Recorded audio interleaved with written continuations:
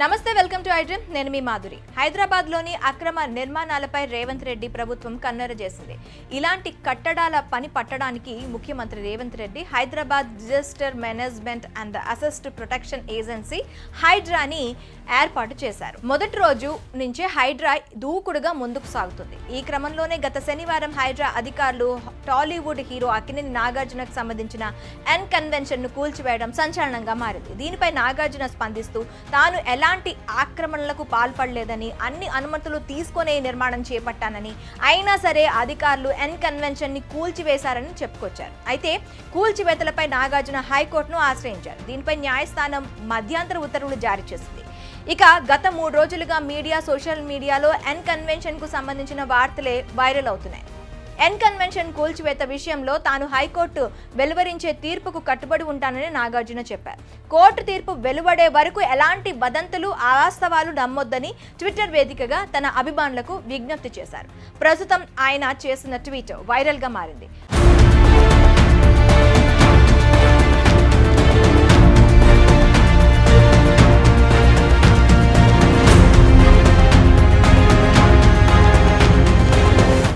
అభిమానులకు, శ్రేయోభిలాషులకు N convention కు సంబంధించిన వస్తున్న వార్తల్లో వాస్తవాల కంటే ఊహాగానాలే అధికంగా వినిపిస్తున్నాయి.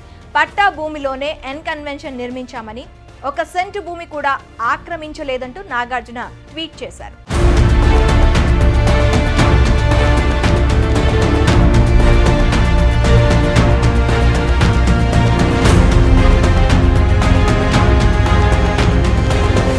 ఇక ఎన్ కన్వెన్షన్ విషయానికి వస్తే నగరంలోనే అత్యంత ఖరీదైన ప్రాంతమైన మాదాపూర్లో ఉంది.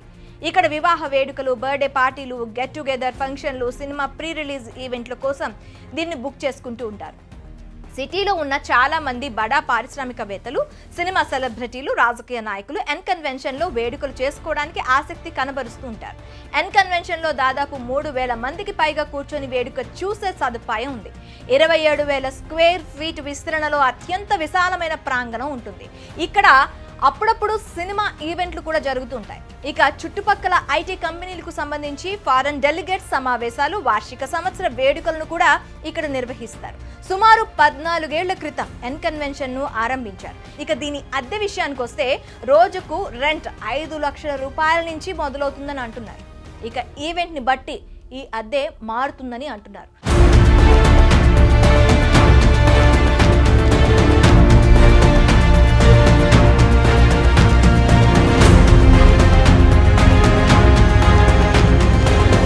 రాజధానిలో చెరువులు, పార్క్ స్థలాలు ఆక్రమించి 18 చోట్ల చేపట్టిన 166 నిర్మాణాలను కూల్చివేసినట్లు హైడ్రా ప్రభుత్వానికి నివేదిక అందించింది. ఈ మేరకు చెరువులు పూర్తి స్థాయి నీటి మట్టం FTL బఫర్ జోన్లో నిర్మాణాలు కూల్చివేతలపై హైడ్రా ఏర్పాటైనప్పటి నుంచి ఇప్పటి వరకు చేపట్టిన చర్యలపై సర్కారుకు నివేదిక సమర్పించింది. సినీ నటుడు Akkineni Nagarjuna, MIM MLA Mohammed Mubeen, MIM MLC Mirza Rahmat Baig, కేంద్ర మాజీ మంత్రి పల్లం రాజు సోదరుడు పల్లం ఆనంద్, మంతన నియోజకవర్గంలో బీజేపీ తరపున ఎమ్మెల్యేగా పోటీ చేసిన సునీల్ రెడ్డి, చింతల్ BRS నేత రత్నాకరం సాయిరాజు, కావేరీ సీట్స్ యజమాని భాస్కర్ రావు, ప్రో కబడ్డీ జట్టు యజమాని శ్రీనివాస్ భార్య అనుపమకు చెందిన కట్టడాలను కూల్చివేసినట్లు తెలిపింది.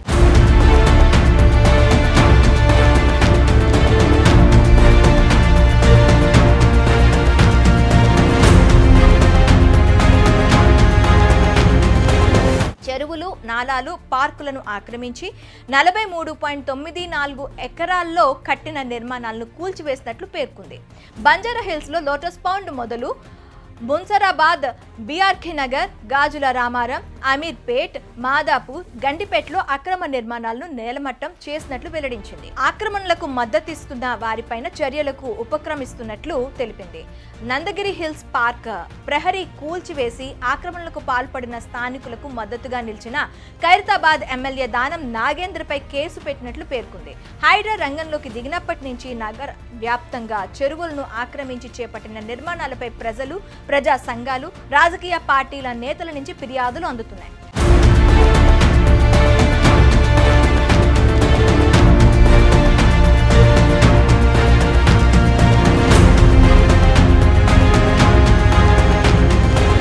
ప్రజాప్రతినిధులు ప్రజాప్రతినిధుల అక్రమ నిర్మాణాలకు సంబంధించి డ్రోన్ చిత్రాలను ఎక్స్ లో పోస్ట్ చేసి వాటిని సైతం కూల్చాలని హైడ్రాను కోరుతున్నారు. ఇందులో అన్ని రాజకీయ పార్టీల నేతలు కూడా నివాసాలున్నాయి. చెరువుల్లో విలాసవంతమైన ఫామ్ హౌస్లు నిర్మించుకున్న వారిలో సమాజాన్ని, ప్రభుత్వాన్ని ప్రభావితం చేయగలిగే స్థానాల్లో చాలా మంది ఉన్నారని, ప్రత్యేకంగా ప్రభుత్వంలో భాగస్వాములై ఉండవచ్చని, అయినా పట్టించుకోకుండా ఆక్రమణదారులు భరతం పడతామని ముఖ్యమంత్రి రేవంత్ రెడ్డి హెచ్చరించారు. ఇది రాజకీయాల కోసము, రాజకీయ నాయకులను దృష్టిలో ఉంచుకొనో చేపడుతున్న కార్యక్రమం కాదని స్పష్టం చేశారు. సరస్సులు, నదులు, చెరువులు భవిష్యత్తు తరాలకు వారసత్వంగా అందించే సంపదని, వాటిని విధ్వంసం చేస్తే మనపై ప్రకృతి కక్ష కడుతుందని చెప్పారు. ప్రకృతి ప్రకోపిస్తే పరిణామాలు ఎలా ఉంటాయో చెన్నై, ఉత్తరాఖండ్, వాయనాడులో చూశామని గుర్తు చేశారు.